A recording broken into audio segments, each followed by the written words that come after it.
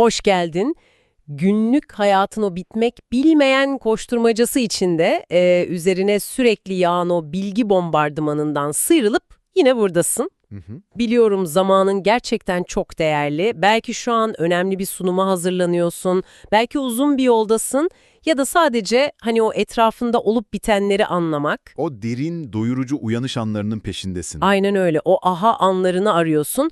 Bizim amacımız da zaten o bilgi zehirlenmesini yaşatmadan masamızdaki karmaşık kaynakların özünü senin için damıtmak. Kesinlikle. Bugün seninle çok çarpıcı, hatta biraz da ürpertici bir derinlemesine inceleme yapacağız. Çok doğru bir kelime seçimi. Ürpertici gerçekten. Şöyle düşün, insanların birbirine görünmez ama kopmaz halatlarla bağlı olduğu o sıcacık geleneksel toplumlar var ya, Evet. işte o toplumların dışarıdan müdahale eden devasa bir sistem tarafından nasıl adım adım adeta bir cerrah titizliğiyle parçalanabileceğini konuşacağız. Ki bu çok nadir incelenen bir mekanizmadır. Kesinlikle. Bu devasa konuyu çok spesifik bir büyüteç altına yatırıyoruz bugün. Orta Asya ve o coğrafyanın içinde dahi büyük bir paradoks barındıran Türkmenistan vakası. Çok ilginç bir vaka. Önümdeki masada bu hikayeyi deşifre eden 3 inanılmaz kaynak duruyor. Birincisi, sayfalarının kenarlarına sayısız not alınmış, sosyal sermayenin dönüşümünü inceleyen çok kapsamlı bir akademik monografi taslağı. Hı hı. İkincisi, tüm bu mekanizmaları sadece kağıt üzerinde değil, bizzat yaşayarak tecrübe etmiş, yazar ve sistem mimarı Sapar İklim'in, diğer adıyla Sapar Yiklamov'un oldukça detaylı biyografisi.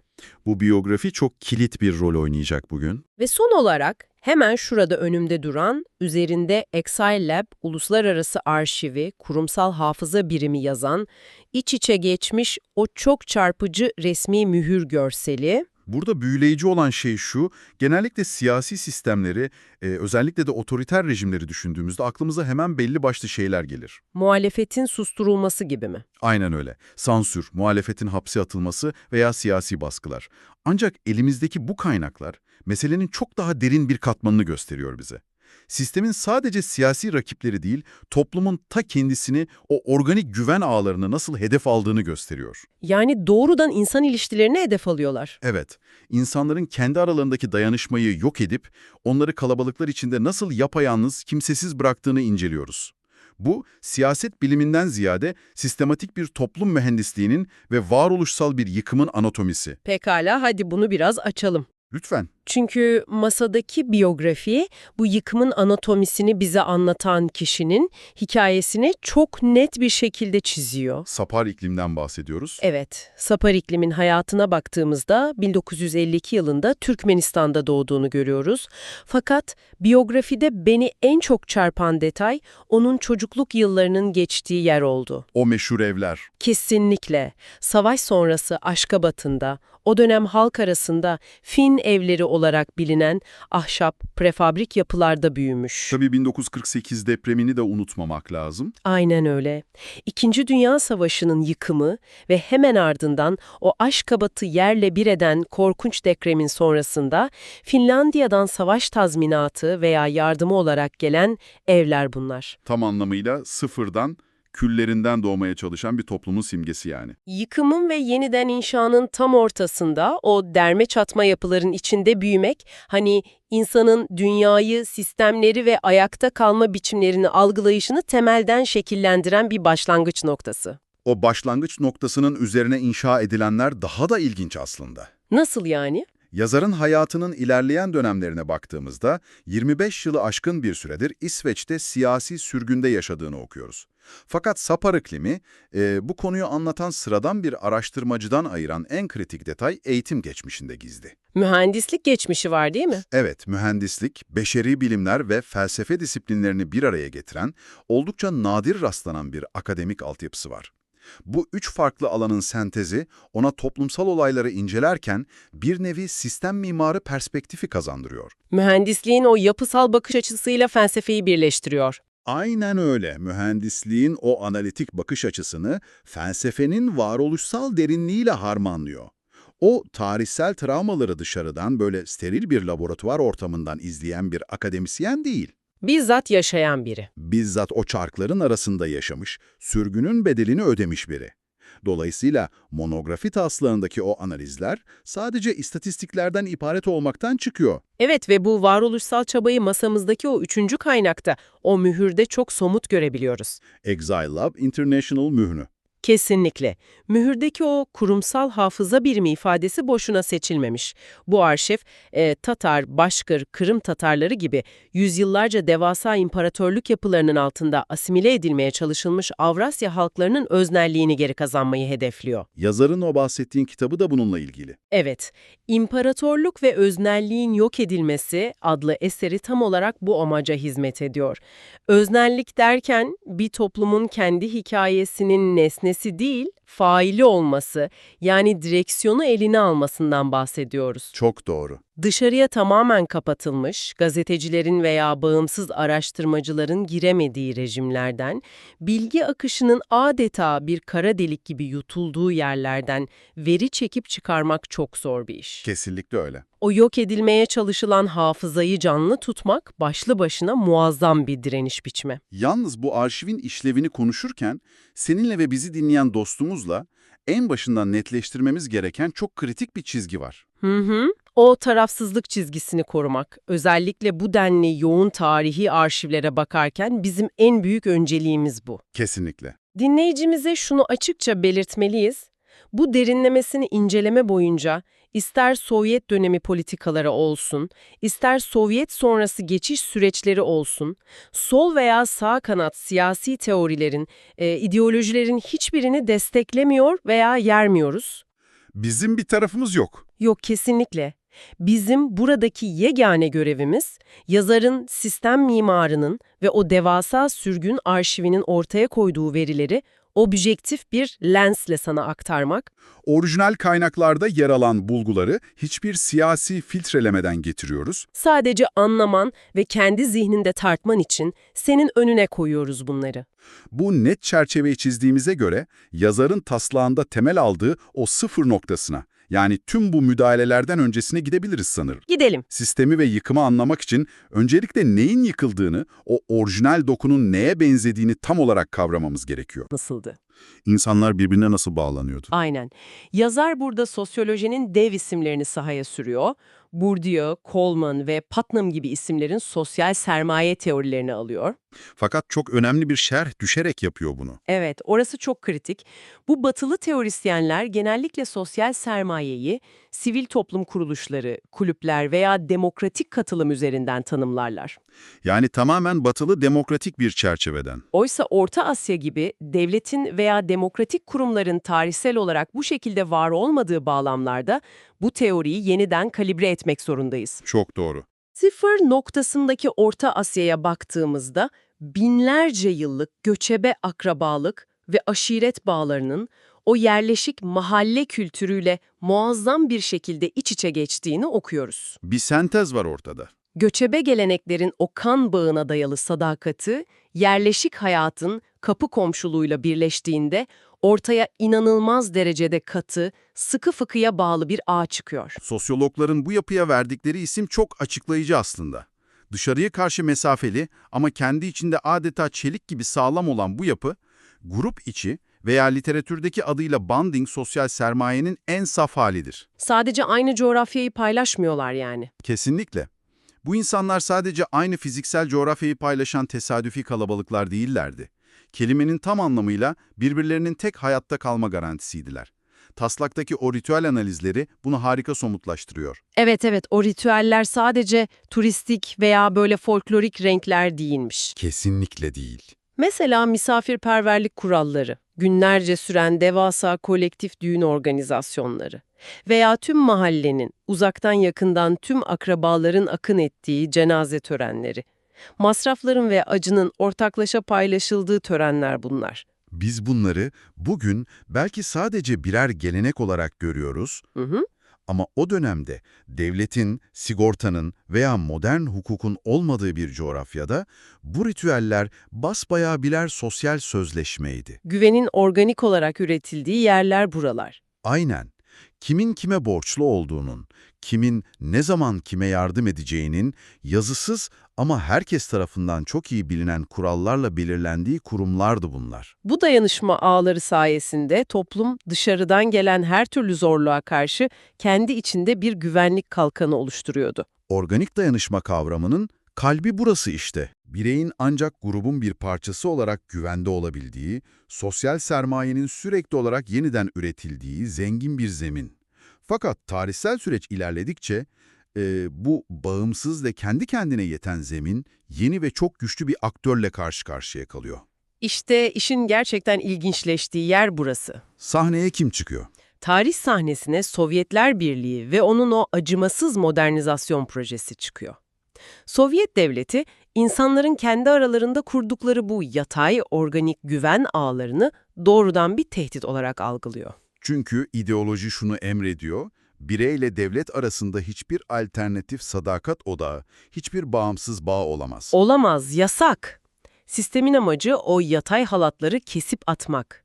Bunun için de çok köklü bir müdahale başlıyor.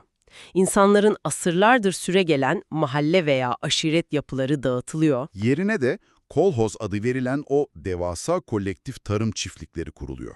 Devletin sıkı kontrolündeki sendikalar ve tamamen ideolojik güdümlü kitle örgütleri geliyor. Sosyal hayat yukarıdan aşağıya doğru dikte ediliyor. Herkesin yatayda birbirinden koparıldığı bir sistem. Evet, yatay bağlar koparılıp sadece dikey olarak en tepedeki parti devletine bağlandığı bir şablona zorlanıyor koca bir toplum. Ancak taslağın en parlak analizlerinden biri toplumun bu devasa devlet silindirine verdiği tepkiyi incelerken ortaya çıkıyor bence. O da çok enteresan bir adaptasyon süreci. İnsan doğası üzerine ne kadar ağır bir yapı inşa edilirse edilsin, hani bir şekilde o çatlaklardan sızmanın bir yolunu bulur. Su yolunu bulur derler ya. Aynen öyle. Sovyet sisteminin kağıt üzerindeki o katı işleyişiyle sokaktaki gerçeklik bambaşkaydı. Özellikle sistemin ilerleyen yıllarında ortaya çıkan o meşhur kıtlık ekonomisini düşünelim. Temel gıdaya bile ulaşmanın zor olduğu dönemler. Evet, temel gıda maddelerinden inşaat malzemelerine kadar her şeye ulaşmanın devasa kuyruklar ve ağır bürokratik engeller gerektirdiği o dönem. Böyle bir ortamda toplum müthiş bir direnç ve rasyonel bir adaptasyon yeteneği sergiliyor. O rasyonel adaptasyonun mekanizmasını anlamak gerçekten ufuk açıcı. Monografide anlatıldığına göre insanlar o yok edilmeye çalışılan eski akrabalık, hemşerilik ve mahalle bağlarını tamamen terk etmemişler. Aksine onları dönüştürmüşler. Aynen, onları alıp o devasa devlet aygıtının içinde birer gölge mekanizmaya, kayıt dışı birer dağıtım ve hayatta kalma ağına dönüştürmüşler. Resmi kurumlar tıkanıp raflar boşaldığında ne oluyor? O grup içi güven ağları, o bonding sermaye hemen yeniden devreye giriyor. Bir fabrikanın tedarik zincirinde kuzeninizin olması çok büyük avantaj. Veya hastanedeki doktorun sizinle aynı aşiretten, aynı mahalleden olması. İşte bunlar resmi ekonominin açıklarını kapatan yegane araç haline gelmiş. Yani o eski cenaze ve düğün ritüellerindeki dayanışma kodu sadece nostaljik bir anı olarak kalmamış. Modern, katı bir sisteme karşı geliştirilen son derece pragmatik bir hayatta kalma aracına evrilmiş. Bu informal ağlar sistemin içinde bir nevi paralel bir toplum yaratarak insanların o kıtlık yıllarını atlatmasını sağladı aslında. Ta ki o büyük kırılma anına kadar. SCB'nin çöküşüne kadar. 1991 yılı tüm Avrasya için tarihin en büyük yol ayrımlarından biriydi. Devasa bir imparatorluk bir anda dağıldığında geriye korkunç bir kurumsal boşluk, devasa bir güç vakumu kaldı. İşte o kurumsal boşlukta neler yaşandığı elimizdeki monografinin bence en can alıcı karşılaştırmasını sunuyor. Kesinlikle. Düşünsene, o güne kadar aynı devletin, aynı sistemin bir parçası olan, o gölge ağlarla hayatta kalmaya çalışan toplumlar, bu boşluğa düştüklerinde neden tamamen farklı yönlere savruldular? Neden her ülkenin kaderi bu kadar farklı yazıldı? Yazar bunu harika bir şekilde sınıflandırıyor. Yazar, bu durumu açıklamak için 3 farklı senaryonun yer aldığı harika bir karşılaştırmalı harita çiziyor. Senin gibi analitik düşünmeyi seven bir dinleyicinin zihninde her şeyi yerli yerine oturtacak, o büyük resmi gösteren bir harita bu. Birinci senaryodan başlayalım istersen. İlk senaryo Doğu Avrupa modeli. Polonya'yı veya Çekoslovakya'yı düşün.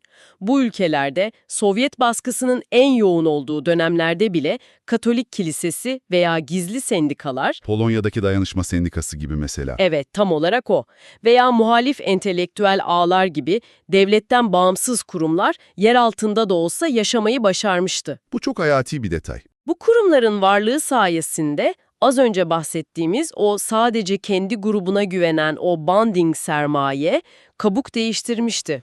Yani farklı grupları birbirine bağlamaya başlamıştı. Aynen öyle. Farklı mahalleleri, işçilerle aydınları birbirine bağlayan, gruplar arası yani bridging dediğimiz o geniş bağlayıcı sosyal sermayeye dönüşmüştü. Sonuç olarak da o boşluk anı geldiğinde Doğu Avrupa'da zaten hazır bekleyen bir sivil toplum altyapısı vardı. Ve bu altyapı başarılı bir demokratik geçişin taşıyıcı kolonu oldu. Ancak haritamızın ikinci senaryosuna, işin tamamen totaliter ucuna, yani Kuzey Kore'ye baktığımızda tablonun taban tabana zıt olduğunu görüyoruz. Orada durum çok karanlık. Orada devlet, o bahsettiğimiz geleneksel otonom bağların tamamını acımasızca kökünden kazımıştı. Fakat ortada bir boşluk bırakmamıştı. Yerine bir şey koydu yani. Evet, yatay bağları yok ederken yerine parti yapıları, zorunlu işçi kolektifleri, stadyumlardaki o devasa senkronize gösteriler üzerinden aşırı yüksek dikey seferberlik getirmişti. İnsanlar birbirine sivil bir bağla bağlı değildi o zaman. Değildi ama devlete korkunç bir ideolojik coşkuyla adeta tek bir vücut gibi dikey olarak kenetlenmişlerdi. Peki tüm bunlar ne anlama geliyor? Nasıl yani? Elimizde sivil toplumun filizlendiği bir Doğu Avrupa var. Bir de herkesin devlete kilitlendiği, ideolojik bir makineye dönüştüğü bir Kuzey Kore örneği var. Ya incelememizin asıl odak noktası, o büyük kurumsal boşluğun ortasında kalan Orta Asya ve onun en gizemli parçası, Türkmenistan paradoksu. Nerede duruyor bu haritada? Türkmenistan vakası, yazarın kavramsallaştırmasıyla demobilize otoriterlik dediğimiz o karanlık, eşsiz ve bir o kadar da sinsi modele işaret ediyor. Demobilize otoriterlik. Rejim, tıpkı Kuzey Kore gibi toplumun kendi kendine organize olma ihtimalini, sivil toplum örgütlerini, bağımsız dernekleri veya insanların kendi aralarında kurdukları yatay alternatif ağları paramparça ediyor. İnsanların yan yana gelip devlete alternatif bir güç oluşturmasını kesinlikle engelliyor. Buraya kadar o bildiğimiz katı totaliter şablona uyuyor aslında. Ancak işin paradoksu şu, Kuzey Kore'nin aksine Türkmenistan rejimi toplumu devasa meydanlarda toplayıp onlara totaliter bir coşku pompalamıyor. Onları seferber etmiyor yani. Etmiyor. Onları dikey olarak büyük bir ideolojik hedefe doğru seferber etmiyor. Toplumu ne yatayda, sivil olarak birleştiriyor, ne de dikeyde devlet ideolojisi etrafında mobilize ediyor. Yani hem komşunla bir araya gelip bir dernek kurmana, dayanışma ağı örmene izin vermiyor, hem de devlet olarak seni büyük bir yürüyüşün, büyük bir amacın parçası yapmıyor. Hiçbir yere ait olmana izin vermiyor. Seni kendi küçük dünyana, köşene itiyor tamamen. Bunun yarattığı sosyolojik sonuca yazar çok çarpıcı bir isim veriyor. Sosyal atomizasyon. Sosyal atomizasyon çok güçlü bir tanım. Binlerce yıllık tarihi boyunca göçebe ve yerleşik kültürün o inanılmaz zengin, birbirine sıkı sıkıya bağlı dokusu zamanla eriyor. İnsan etkileşimi sivil toplumdan, mahalleden, o büyük dayanışma ağlarından koparılarak sadece en küçük birime indirgeniyor. Çekirdek aile düzeyine. Ta kendisi.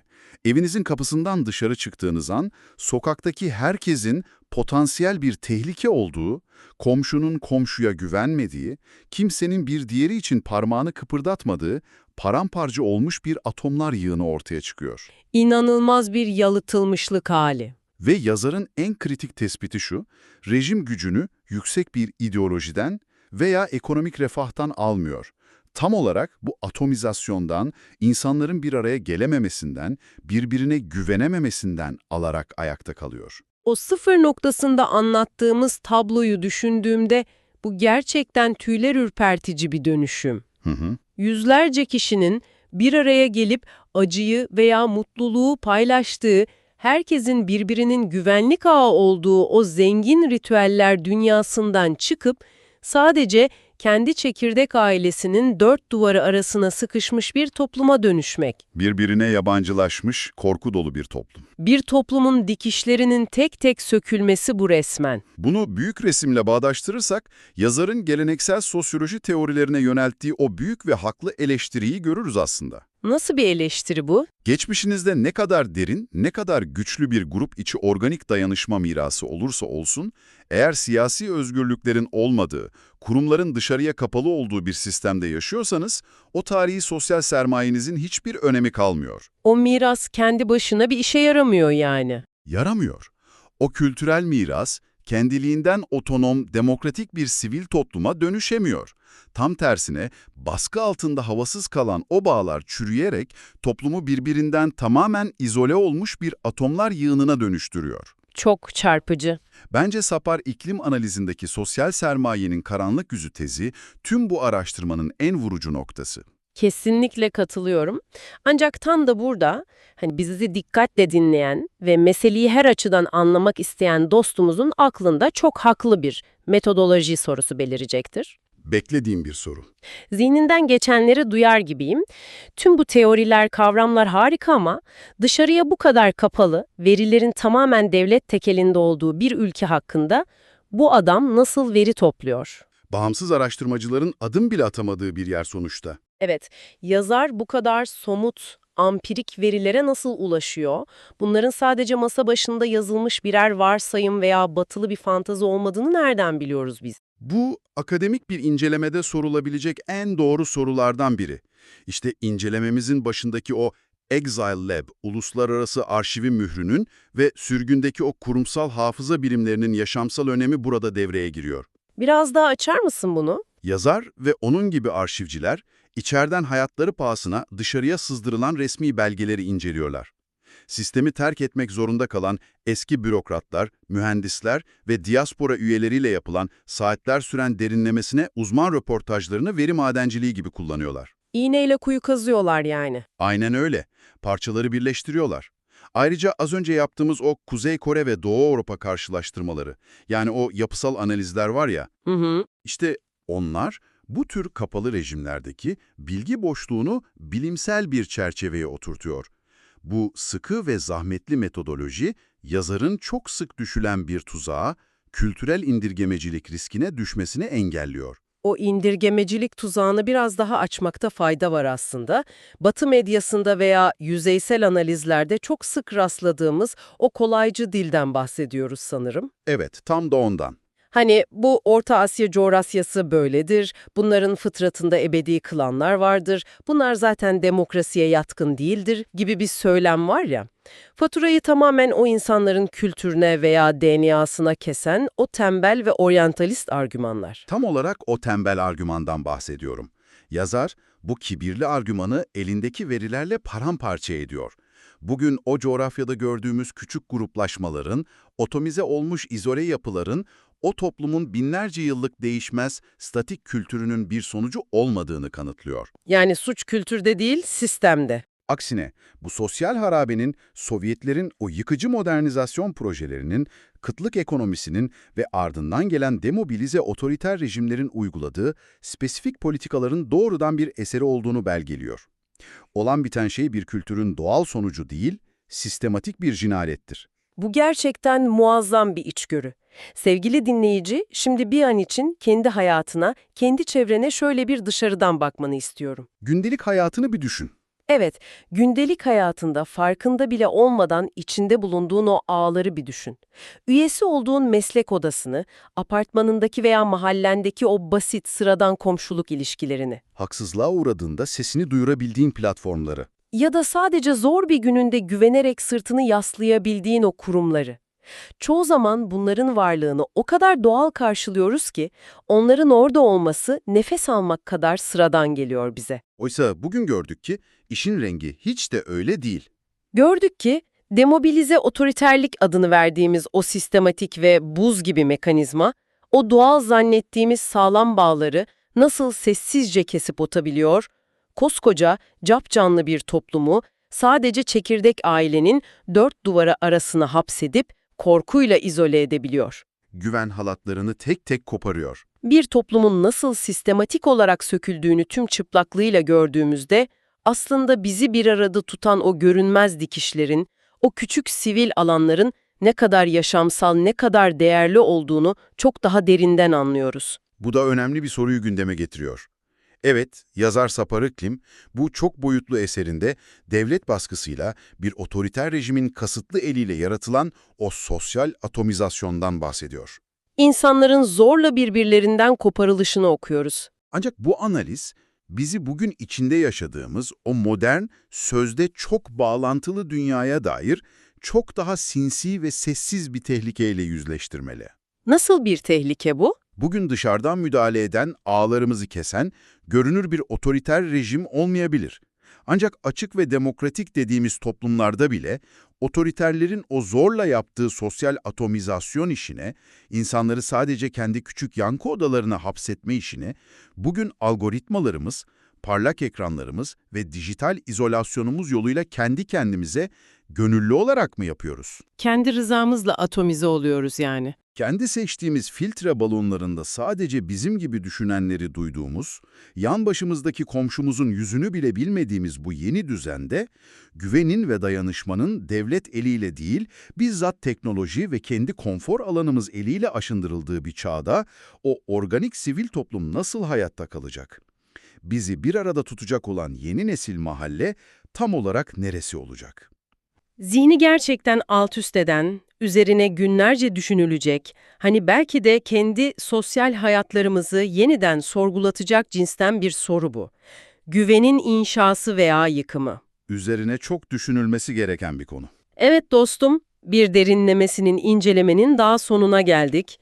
Bugün seninle Orta Asya'nın steplerinden çıkıp o görünmez bağların, güvenin ve sivil toplumun amatomisine uzanan, gerçekten yoğun ama bir o kadar da ufuk açıcı bir yolculuk yaptık. Umarım senin için de faydalı olmuştur. Karmaşık metinlerin, derin arşivlerin arasında bizimle birlikte yürüdüğün için sana çok teşekkür ederim. Şimdi sana tüm bu duyduklarını sindirmen, o büyük aha anlarının tadını çıkarman ve algoritmalarla örülü kendi güven ağların üzerine düşünmen için biraz zaman tanıyorum. Kesinlikle o zamanı hak ettin. Etrafındaki o görünmez bağlara bir dahaki sefere kesinlikle çok daha farklı bir gözle bakacaksın. O bitmek bilmeyen merak duygunu her zaman canlı tut. Bir sonraki bilgi keşfimizde masadaki yeni kaynakları senin için açtığımızda görüşmek üzere.